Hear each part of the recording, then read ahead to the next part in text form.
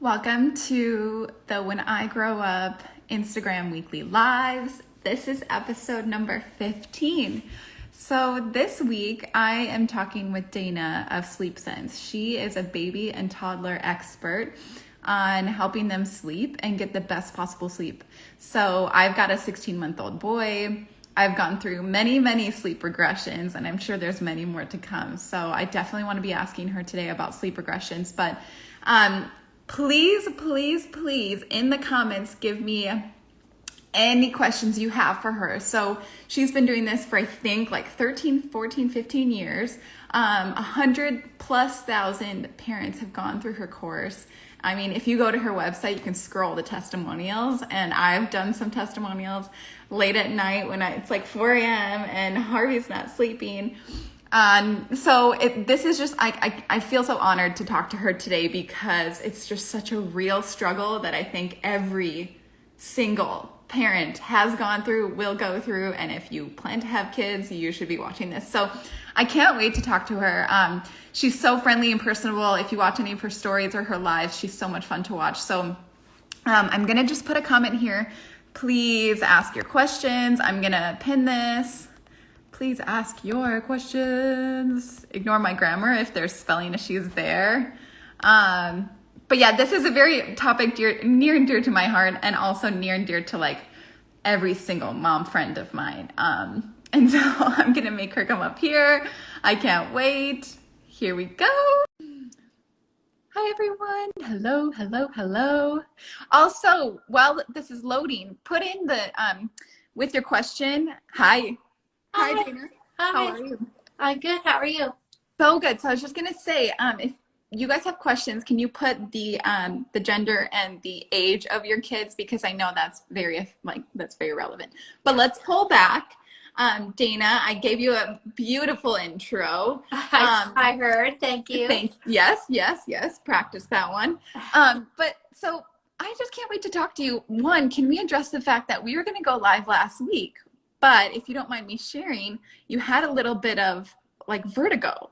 That's a real thing. I don't know if any of you guys have had vertigo. I have, but that's a wild thing. How are you feeling? I know this is like kind of personal, but also whatever. It's Instagram Live. Oh yeah, no worries. It happened.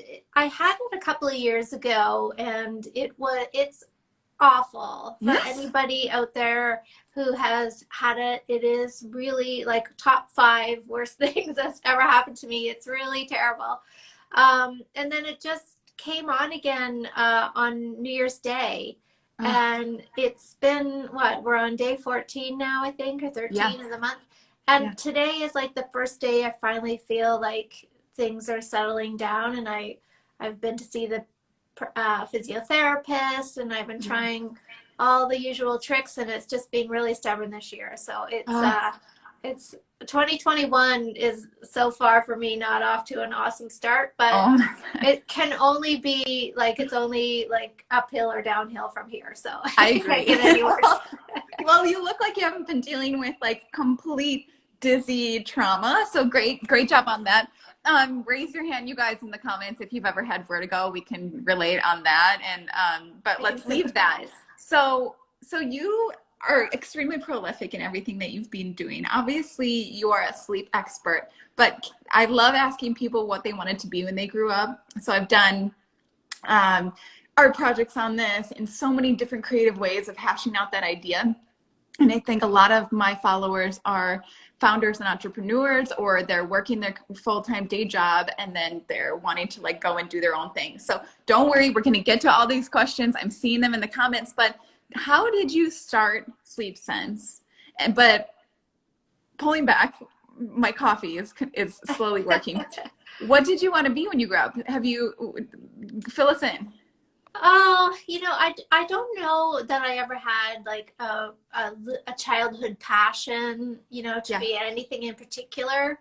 When I was in college, I had a minor in psych, and I was doing a Bachelor of Arts, and I was thinking, oh gosh, what am I actually going to do for a job when this is over? Like, it just dawned on me like last year of my degree. And then I started to think maybe teaching might be the road for me.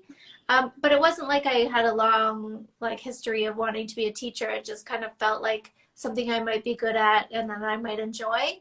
Yeah. So I changed gears. I got my Bachelor of Arts and then moved into a Bachelor of Education and did become a teacher. Yeah. But then kind of thought, I'm not sure that this is the right fit for me either. There were aspects of teaching that I totally loved, but I had a really long commute and I was ready to start my own family. And I just felt like, I don't know how this is going to fit with my image of who I want to be as a parent. Yeah. So that when I left my teaching job to have my first baby, I really opened myself up. I just kind of left that job knowing that I wasn't going to come back to it, but I really didn't know what was going to take its place. I just had this like openness and this willingness to like just see what was the next step Ooh. for me. See, that's huge. I think a lot of us right now, at the beginning of the year, no matter if you are a goal-oriented person or just a person, I think we're all thinking of the next year and our ideas and thoughts beyond that. But I like that you said you were open to it, Yeah. because I'm a big planner and if like 75 steps under one goal, full orientation on like all of that. So you left it open and then you had your first kid. And that's when you started thinking about this business because you were struggling yourself with toddler sleep, right? Well, yeah, I mean, he wasn't even a toddler yet. I would I have, mean, baby sleep, like, yeah. I would have killed myself if he was still not sleeping when I was a toddler. No, no, yeah, I had my first son and I had my mat leave and I was just going to enjoy being a new mama. And it was about 5 or 6 months into that experience where I just thought, I don't know, like maybe I lack the gene. I can't deal with this. Like I cannot deal with being up six to Yeah. 10 times a night with this child. I'm totally Oh, losing it. And that's in like I always feel like people kind of hit their rock bottom when it comes to baby sleep, and that was like my rock bottom night. And I just made a promise to myself that I was going to try to figure out how I could help. Like, is there yeah. anything I can do to actually help my son become a better sleeper? And the good news is and was that there was something I could do. And I did the research and I put the plan in place for him. And then it just kind of all like little light bulb moments went off in that process where I thought, there's not really at the time, my son's now 18. So at the Wow. time, there was nobody really doing one-on-one coaching around Yeah. sleep. Like you could read books or search online a little bit, but there was no real like step-by-step program or plan that would be like individualized. So Yes. yeah, it just kind of like all rolled together and I thought, why shouldn't I'll just go for it, right? Why don't I just give this a try? So I quit my job just like that. No backup plan, no nest egg, nothing happening there. So I really had to make it work because I didn't have, I had really nothing to fall back on. So I Yeah. had to hit the ground running. And I just had a failure's not an option kind of attitude around it. And Cool. thankfully it all worked out. But let's pull back though, because everyone's like, "Oh my gosh, Dana, you just hit your 20,000 follower mark. Like that's huge. It feels like it was an overnight success." I know this is talked about in our like entrepreneur circles, but this was not an overnight success. You probably spent many, many, many, many sleepless nights, weeks, months building this program. Like what was it from when you said, okay, I'm going all in, to then when you like launched and felt, okay, wow, this is actually happening? Was that like a year span, a month? Like how long did it take from Well, idea to action? yeah, that's a great question. And it definitely has been an evolution. Like all the things kind of happened, over time, and we morphed into the certification program on year like 6. So Yeah. things kind of grew and expanded with time. But from the time I decided to quit my job to when I started to make money where I could actually keep and put some money in my That, pocket, yeah, right? I would say it was only about 6 months, that's but amazing. it was a new idea at the time, right? And I happened to have a few friends in the TV and newspaper space So I got some really good press right out of the gate because it was a new concept and people thought it was kind of a neat idea, right, to Cool. help people get their babies to sleep. So I did actually get lucky with a Cool. few things right from the start. But I would say, I don't know that it was luck because I had to beg, borrow, and steal, right? Like I Always. had to go to the people and say, hey, this is what I'm doing. I really utilized everybody in my community that had any entrepreneurial experience at all. You Yeah. know, took them for lunch, bought them coffee, you know, showed up at their office at, with See? donuts, like did whatever I could to get people to share their expertise with me. Yeah. And that's, I think, what it takes in the Yeah. start. I like to, I always, when I'm in Instagram all day and I'm working with my clients and I'm just like social media is on my mind, sometimes I go to bed thinking it's like not just social media, how you get clients. People were making money doing big deals before Instagram ever came out. And so, case in point, you were going to where the market was. Like you were going to people that could spread your awareness of your company, working with entrepreneurs, getting advice. So I like that you brought that up again because sometimes it's so easy to get pigeonholed into like social media is the only way to get clients. But there's so many more options than that. I mean, down to even email. When we thought it would go away, it's hotter than ever. And building your list is just as important as your follower count, right? Oh, 100%. I mean, we built our entire like to a seven-figure business off of email marketing. That's it. Yes. That's Yes. it. Right? There, Facebook and Instagram didn't even exist when we started the business. So, Mm-hmm. yeah, that's still, and that's still, you know, a pretty powerful piece of our marketing. Yes. Okay. So, not to get into it, but also I want to get into it. And then there's so many questions, and this is so key. And there's a lot of mamas on here that are probably at their wits' end. We've all been there. So I want to give enough time at the end. But let's just spend a few moments more then. Where are you at now with Sleep Sense, and like, what does it look like going forward? Is there anything fun and exciting coming up for 2021? Like, give us an insight into your genius entrepreneur brain so we can get inspired listening to your year. Well, I think you can always like, are you an entrepreneur? Check if Yeah. you're always thinking of that next thing, Always. right? Like, and that's sometimes the downfall of an entrepreneur because you're just like always like the next shiny thing is there and there and there, and unless you have people on your team that can actually implement your Yeah. ideas, then I think that that's where a lot of entrepreneurs fall, is because they lack the like they can't implement, they can't make systems because they're the Yes. visionary, right? Yes.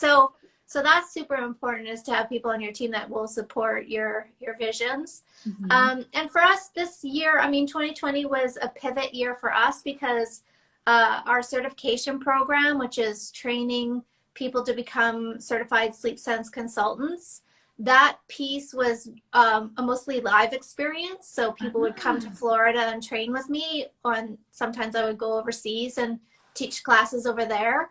And so 2020 was a big, like, you know, pull the brake and reconfigure. So we've been doing some online programs instead, like Wow. doing some Zoom trainings and things like that. So, you know, 2021, I guess I'm hopeful that things kind of return Yes. to that normal platform. Because I actually really do enjoy teaching live more than Mm-hmm. I enjoy teaching via Zoom. So I hope that things can, you know, go back to the way they were, back to normal. I agree. So I'm hopeful, but that's kind of what's coming up in this year for us. That's cool. It's something that I'm thinking about too, because I'm a photographer. So that's all service-based in person. So Yeah. I talk to a lot of entrepreneurs throughout the week that we're brainstorming, how do you pivot and create a virtual something, or how do you still give value and act out on the things that mean so much to you and the ways that you want to help people by but being limited on the in-person. So I'm excited to follow along on how you guys are managing that. And it's just so fun to see the unique ways people are coming up with on how they can still serve their market, but online. It's Yeah. so cool. Yeah. I mean, the I guess the the good thing for me is that there'll always be babies out there who aren't sleeping well. Yeah, so So true. that's never going to go away. So there's, how do we reach more people and help more families? That's kind of Yeah. what we've always been about. I love that so much. So, can we give some time? I had been getting some DMs because I posted a question box initially when I announced this, and like I would sum it up to sleep regressions. Every single mom was asking about sleep regressions, and I know this is something you go through in your course. My son's 16 months. I heard there's an 18-month sleep regression. Someone's talking about a 3 to 4 month sleep regression, a 6 month. So, can you give us your expert like sentence or so on what they are, and should we be as worried about them as we like, give me your thoughts on sleep regression. Yeah, so I love that question. I really only believe in one sleep regression, and that is Ooh. the 3 to 4 month Yes. sleep regression, and Yes. that's science based because that's when newborns transfer from newborn sleep cycles into more similar to adult sleep cycles. So they switch from basically a 2 phase sleep cycle to a 4 phase sleep cycle. And Okay. so there's quite a bit of transition that has to happen for a baby in that third to fourth month. And for some babies, it's tough, right? Like for some, it just like it causes more night wakings because there's more like light sleep involved now with the new cycle. So it just definitely can cause a few weeks of upset for everybody. So that one I believe in. Cool. I think developmental milestones cause sleep regressions. So learning to sit up, learning to crawl, learning to walk, learning to stand up in the crib, all of those will most likely cause a week or two of sleep regression. Okay. And that's because there's a biological drive to keep practicing the skill, even though they're tired and getting frustrated, they just keep practicing. So it definitely interferes with good quality sleep. Okay. But other ones, I'm just not a big believer in them. I don't know why. Sometimes language acquisition, so in the toddler years, kind of around the second birthday, there could be a little bit of every time you notice your child kind of has a little surge in language acquisition, so saying more and more words, you might notice that there's often a nap regression that occurs right around then. Yeah. Due to language, but otherwise, Just that's that. Yeah. those are the only ones. I like how you talked about the developmental milestones. So we use the app Wonder Weeks. Do you like that app? It's like where it talks about the leaves, and you're like, my son is 18 years old. I know it, but I honestly, I don't think the Wonder Weeks regressions they don't. They don't really line up with what I know about sleep. Okay, interesting. I like that you debunked that. This is on my mind. I'm glad that you talked about sleep regressions. So for all of you mamas, rewatch what she said. But can you answer your thoughts on how dark the room needs to be? My husband and I like went back and forth for months, and finally I just was like, okay, yes, let's darken everything. No people of light. Create a room-like experience. And now my son's 16 months old and he's sleeping like 2.5 hour naps. I know that's an anomaly, but we followed. Right. But anyway, so does it have to be super, super dark? It's got to be pretty dark. Like if we're thinking on a scale, we like to give a darkness scale of 1 to 10, and 10 would be like you're blinded. You can't see anything in front of your face. Nobody really loves a 10 because that just feels like too dark. But we like it to be about an 8 on the darkness scale. And that's for everybody. That's adults included. So even if you have like an alarm clock that emits light, or some people have TVs that the red button kind of gives out a light source, that can be enough to interfere with your melatonin. So if you notice you're having like night wake ups and you're not sleeping as great as you think you should be, get rid of all light, like cover it, duct tape over any light sources that are in your room, and that'll definitely help. And for naps too. It should be an 8 out of 10 darkness for naps as well. That's huge. So many mamas are clapping like at that right now. I'm sure that's probably one person thought it didn't need to be dark, and one was like, and they were just it should be dark. Yeah. So can I run through some questions? Are you comfortable spending like 10 more minutes? Yeah, you bet. Okay, so first was 22 months old, waking up at 1 a.m. and staying awake until morning, whining and crying all night. I know this is hard because there's eating things, there's different lifestyle, there's their environment, but anything you can think of surrounding a Um, 22-month-old. I guess one of the things I always come back to is what's happening at bedtime. Ooh. That's where all the answers lie. That's where like the crux of the problem always is what's happening there. So I would have that person look at the routine, what's leading up to bedtime, what's happening there. If Yeah. baby is falling asleep anywhere in the routine, or if you're helping baby fall asleep when you get to the bedtime piece, that's the problem. So Okay. that's first step is how do you need to course correct there, help the baby learn to fall asleep independently without extra help from you or bottles or pacifiers or breaths, whatever you're using to get your baby to sleep. And then that should transfer to the middle of the night. So once they learn the Mm-hmm. skills for sleeping independently at bedtime, they should be able to carry that through the rest of the night. It might take a few days, obviously. Okay. Skills Yeah. take time to learn, but that's probably why there's this middle of the night wake up. Okay. So on that, I know I saw on your Instagram a couple days ago, with the what's happening at their bedtime routine, just readjusting here. You mentioned something about the food that the kids are eating. Food, yeah. I mean that could play a role. That they're eating affecting sleep potentially. Can you speak on that? Yeah, I mean some foods can interfere with sleep. You again, if you want to Okay. look at overall diet, you want to watch out for like sugary anything right before bed. That could even be natural sugars like fruit Yeah. juice or too much fruit with dessert or something. So keeping an eye on sugar content. Obviously, any hidden caffeine in Right. anything. I mean, caffeine hides in all kinds of foods. So checking Wow. into that. And, I always say if a baby has had or a toddler's had a decent sized dinner at 5 or 6 p.m. and their bedtime is at 7:30, they really should not need anything more Mm-hmm. between dinner and bedtime. So, Okay. Yeah. don't let, it's often not it's not, they're not waking because they're hungry. That's not usually Which is the a answer. common thought in early moms. It's like they must just be hungry. Yeah. I mean, if we're talking about newborns, Oh, totally. absolutely, But a right? But if we're two-year talking old, about toddlers, yeah. no. Yeah. Okay, that's so good. That's so good. Let's see. 6-month-old naps amazing, falls asleep independently, but wakes still almost every 2 hours during the night. He's fed, clean diaper. Why is he waking? So that's a 6-month-old. Okay. So again, in that question, I would ask her to have a good look at the routine at bedtime. Is he staying awake through the routine? Is he going to the crib awake? Yeah. Even drowsy, even if he's still a little bit drowsy, that can for some babies cause problems. So Okay. have a look at that. You really want him to be going into the crib awake.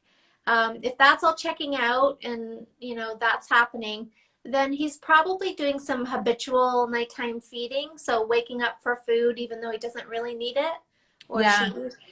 So I would say just pull it. Whatever you're Okay. doing in those every 2 hours, just stop doing that. Yeah. Yeah. And the good news is that if he's got good independent sleep skills at bedtime, then this should be a fairly easy transition. It might take 3 to 4 nights, but it shouldn't be anything more than that. Okay. So, do you remember? I'm like, it's mom brain full on because when I was in this stage, it was so ingrained in my brain. I would never forget it. But I can't remember what age where all of a sudden the baby starts taking 30-minute naps or like 30, 45-minute naps. It's like that. I can't remember, but that's a very common thing, right? Mm-hmm. Yes. Okay. Yeah, we call it the curse of the short nap. It Yeah. it usually happens from like newborn. It can linger up to the 6th month, but from newborn to about 3 or 4 months, their Yep. sleep is just really disorganized. Yeah. Their circadian rhythm is not in line yet. Like there's a bunch of big stuff going on for Yeah. a little person. So if you're finding you've got a 3 to 6 month old baby who's still kind of stuck in the 30 to 45-minute nap, because that's actually one sleep cycle for that Yeah. age bracket. So that's where it gets tricky at the end of the cycle. It's hard to get into the next cycle.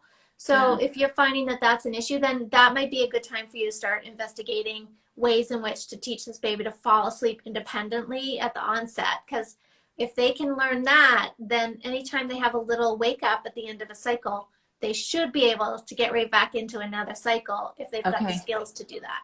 Okay. See, it's all coming down to some of the main points. I'm just reading a lot of these questions. So I think we answered a lot of them by going broad. Do you have any advice for a sleep consultant that is just starting out?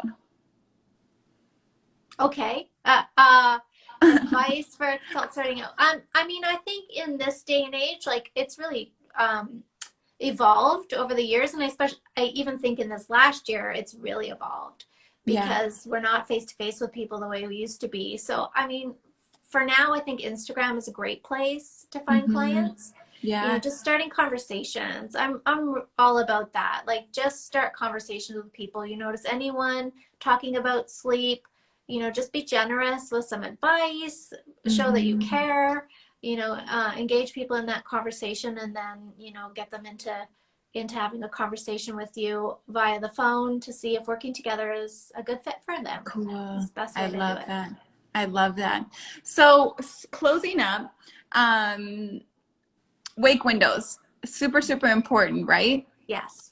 And I'm sure you've got charts in your program talking about wake windows for specific months and age ranges, because I'm getting a lot of questions on like, now there's toddlers are now refusing their nap, or what's a good schedule, dropping from 2 naps to 1.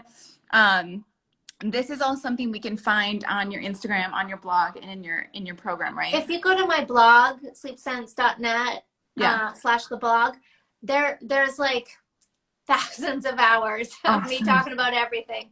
So yeah, you'll find any answer you need on the blog. But yeah, wake windows are super important because you want your child to be fatigued enough, but not overly fatigued, right? So there's just this fine window of opportunity where sleep is its easiest. And if you miss the window on either side, then that's when problems occur. Okay. And one more thing for the type A people in the room. When I get like for you, when I follow what you tell me to do, I am like, cool, I'm going to follow it to the point. But then I was thinking about it. A mom friend of mine said, I do these suggestions, but I feel like my baby is very different. And so I take it as a guideline and then kind of finesse on my own with my baby. So can you give us all permission to do that for the type A people? Yeah, I mean, yeah, you know what? That's a good point, because babies are all unique and individual, and it's not a cookie cutter. It's not a one size fits all. Right. So yeah, you can absolutely, that's a good starting place. Yeah. Or you might want to hire one of our consultants to work one-on-one with you if you need that personal assistance and guidance. Yeah, you know, some people, you're right, will follow it to the letter, and you know, everything just clicks into place beautifully, but that's not always the case. That's true. Yeah. And that's why you have the one-on-one consulting. So you guys can find everything at Sleep Sense, but this is something, I think this is a topic that as long as you're in the young baby phase, no matter how many kids you have, you're always going to have friends that have babies that are having trouble sleeping, and you're having girls' nights and they're just explaining their issues. So I think that we just need to send them to Dana and her consultants and I'll just, take them. Yeah, like send them over. But any last tips and advice on someone in business, running a business online in 2021? Like, just pull back, help us mamas out, give us your wise advice. Yeah, you know, I think in all the years that I've been doing this and helping other women also do it, it's a lot of mindset work. You know, you can learn anything. Like you can learn how to do sales or have a sales call that converts. I mean, there's thousands of products and places to go to find the skills. Yeah. But if you don't have the mindset piece, if you don't have that, like, you know, you know, I love this saying, there's no such thing as failure. You either win or you learn. I Ooh, think that that is on point when it comes to entrepreneurship. So it didn't work. Well, what did you learn from it? How can you make it better or do it different next time, right? yeah. Instead of giving up. Yeah, I love that. Do you have any mindset people you follow on Instagram or like do you do off the top of your head? Because I Um, love this so much. I, There's so many out there. That's what's hard. I have like, if someone asked me this question, I'd actually be annoyed because I wouldn't be able to. So well, apologies on that. I love things all Mel Robbins. I think Okay, she's yeah. got some really great mindset pieces. Yeah. Um, oh, I'm just trying to think off the top of my head. I follow quite a few. Brendan Burchard, he's got some great mindset Yeah. advice. Yeah, I Um, love that. yeah, who else? Okay. Yeah, those are my top gurus. And Uh, gratitude, right? That's something gratitude. that Oh I'm yeah, I love revisiting that. again this year. Like, I always talk about the 5 minute gratitude journal, I think it's Oh called. yeah, I have that. Yeah, Yes, I love it. I've been really good this last month, and I don't want to do the classic, like, I set all these resolutions and don't follow them. But I Right. have been tracking, and I do feel like the days that I may be so much more overwhelmed, I am just thinking, oh, I am like, I'm affirming myself in my affirmation that I put in there, and I'm talking about my gratitude. And you seem like the like happy-go-lucky, cheery type, and like just very strong in your mindset. So I appreciate that from you. Yeah. Yeah, I love that. I have what I call my Miracle Morning. That's a great Ooh. book, The Miracle Morning. A little Oh, shout out okay. for that book. But yeah, I love to just carve out about well, it could be different for everybody. I have an hour, but like I Oh, have must be teens. nice to have old I babies. have teens, yeah, so they don't need me as much in that way. But yeah, I carve out an hour where I just do journaling and I do, I plan my day and I read some sort of, entrepreneurial or mindset book and Cool. I do a little bit of meditation. So I just Mm. find that creating that little bit of space in the morning, either I think the phrase goes either you run the day or the day runs you. Ooh, that's I so like to get good. off to a good start with that. That's so good. You just feel like the mom we all need in our day. Like I really appreciate this. So everyone needs to follow you on Sleep Sense. This is so awesome, Dina. Thank Thank you you. so It's been fun. much. Yeah, Yeah, for it's my real. pleasure. If you guys have any extra questions, like let's spam her a little if you want in the comments when I post this on my feed. But again, like she said, all of the time they spend in blogging, any question you might have is on the blog. But I know this is super important for us mamas. So thank you for helping us. Yeah, my pleasure. I loved it. Thank you. Yay. Thanks so much. Have a good Wednesday. Okay, bye everybody. Bye.